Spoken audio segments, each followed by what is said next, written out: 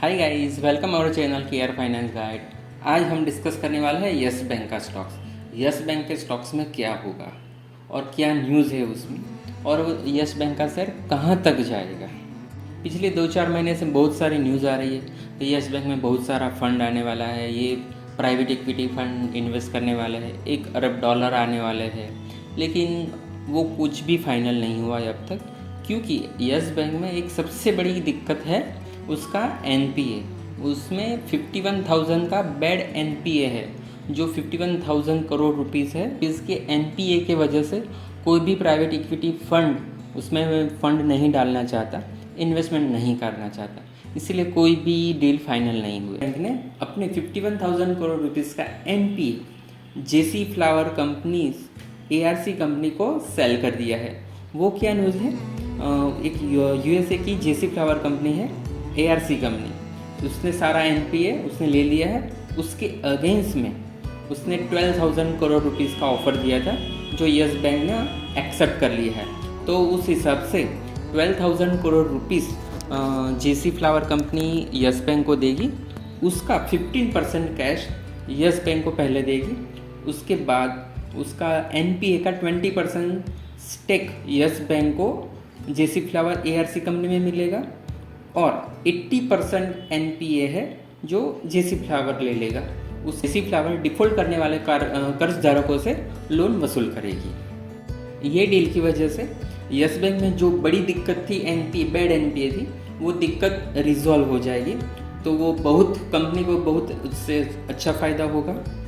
तो इससे company debt free नहीं होगी, बल्कि जो बैड एनपीए उससे फ्री हो जाएगी।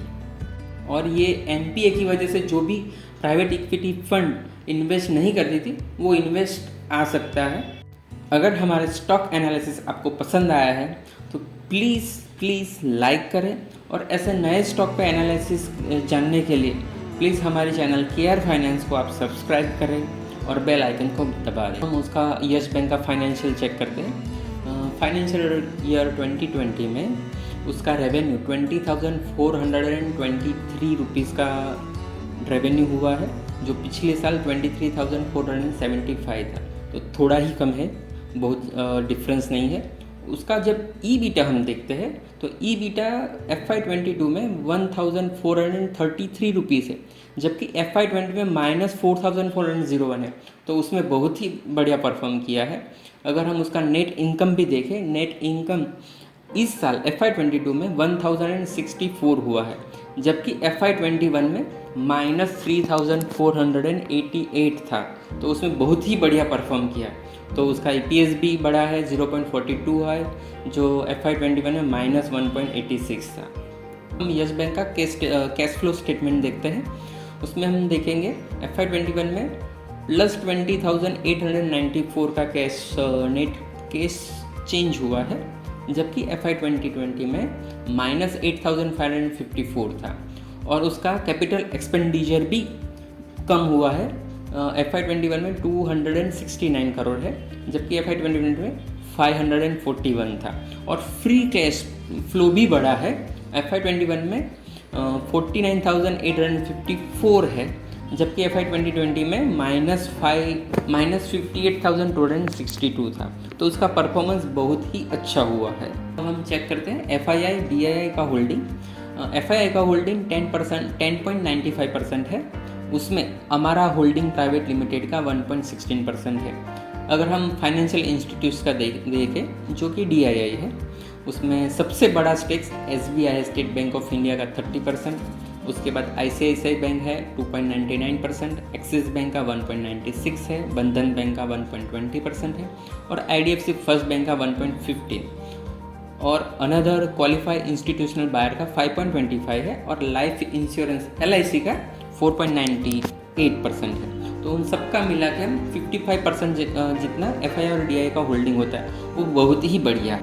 यस बैंक में हम म्यूचुअल फंड का होल्डिंग देखते हैं। यहाँ पर 2 चार्ट दिए हैं, नंबर ऑफ म्यूचुअल फंड कितने हैं और नंबर ऑफ शेयर कितने हैं। यह फर्स्ट चार्ट में देखेंगे तो दिसंबर 2021 में 51 नंबर ऑफ म्यूचुअल फंड 45 थे। उसके बाद जैन में 51 हुए, फेब में 57 हुआ, और उसके बाद डिक्रीजिंग होना चालू हुआ है। मार्च 2020 में 52 थे, उसके बाद अप्रैल 2022 रह गए। और नंबर ऑफ शेयर्स रहे, शेयर्स के हिसाब से देखें तो दिसंबर 2021 में 89 मिलियन शेयर्स थे, जबकि अप्रैल 2022 में वो गिर कर हो गए 15 मिलियन, और मामूली सी का 0.2% का बाइंग हुआ है। जो यस बैंक में म्यूचुअल फंड का होल्डिंग कम हुआ है, इस चार्ट से हम देख सकते हैं। अगर हम देखें अप्रैल और मई में कि कौन से म्यूचुअल फंड ने अपनी होल्डिंग बढ़ाई है, तो ये चार्ट में देखेंगे Nippon India ETF Nifty mid cap 150 ने अप्रैल में 1.3% बढ़ाया है, जबकि मई में 7.24% बढ़ाया है। जबकि Nippon India Nifty mid cap 150 index fund regular growth ने भी अप्रैल में 7% बढ़ाया था और मई में भी 6.13% बढ़ाया है। Motilal Oswal mid cap 150 index fund regular growth ने भी अप्रैल 22 में 6.6% बढ़ाया था और मई में 3.54% बढ़ाया है। Motilal Oswal mid cap 100 ETF ने अप्रैल में 0.25% बढ़ाया था, उसके बाद मई 22 में 5.58% बढ़ाया है। और Naveen Nifty mid cap 150 index fund regular growth ने अप्रैल 22 में 11% बढ़ाया था और मई में 22 में 17% बढ़ाया था। तो सभी म्यूचुअल फंड अप्रैल मई में अभी उसका होल्डिंग बढ़ा रहा है, जो कि अच्छा इंडिकेशन है। तो ये सब हमने जो बात की उसका फाइनेंशियल देखा, न्यूज़ देखा, वो सब के हिसाब से यस बैंक बहुत ही अच्छा परफॉर्मेंस कर रहा है। अगर हम उसके आगे की बात करें कि उसका स्टॉक प्राइस का प्रेडिक्शन क्या रहेगा, तो हम उसका कैलकुलेशन करते हैं। टोटल शेयर है, इक्विटी शेयर यस बैंक है 5011 और उसका फेस वैल्यू है 2। उस हिसाब से उसके टोटल शेयर, इक्विटी शेयर होता है 2506। और यस बैंक का प्रॉफिट इस क्वार्टर में FY 2022 में 1066 करोड़ का हुआ है। तो उस हिसाब से उसका EPS बनता है 0.42 रुपीज़ और स्टॉक का PE है अभी 30। तो यस बैंक का शेयर प्राइस कितना होना चाहिए? 30 मल्टीप्लाई बाई 0.42, तो उसका 12.6 होना चाहिए। तो सब कह रहे हैं कि 15 हो जाएगा, 20 हो जाएगा। कौन से हिसाब से होगा 15 या 20? उसके फंडामेंटल भी चेक करें। इसी तरह क्वार्टर टू क्वार्टर अपने फाइनेंशियल में अच्छा ग्रो करेगा तो ही उसका शेयर बढ़ पड़ेगा, नहीं तो ये 13 से 14 या 15 के उसके बीच में ही ट्रेडिंग करता रहेगा। अगर हम उसका कैलकुलेशन करें कि 20 या 25 कैसे जाएगा, तो अगर हम देखें तो उसका प्रॉफिट अभी 1066 करोड़ रुपीस है, तो वो 2000 के ऊपर जाएगा और तब उसका जाके EPS 0.8 होगा और उसका हम पी कंसिडर करेंगे 25। अदर बैंक का पी है अराउंड 20, हम 25 ले रहे हैं, तब जाके उसका प्राइस 20 होगा। अगर अच्छा परफॉर्मेंस करेगा क्वार्टर टू क्वार्टर, तब जाके अगले 2-3 साल में 25 या 30 के आसपास होगा। तो गाइस यस बैंक में हमारा व्यू है, अगर आपको स्टॉक्स 12 से नीचे मिलता है तो आपको बाय करना चाहिए, और अगर कोई न्यूज़ की वजह से 13, 14 या 15 तक जाता है तो आपको सेल करके आपको प्रॉफिट बुकिंग करना चाहिए।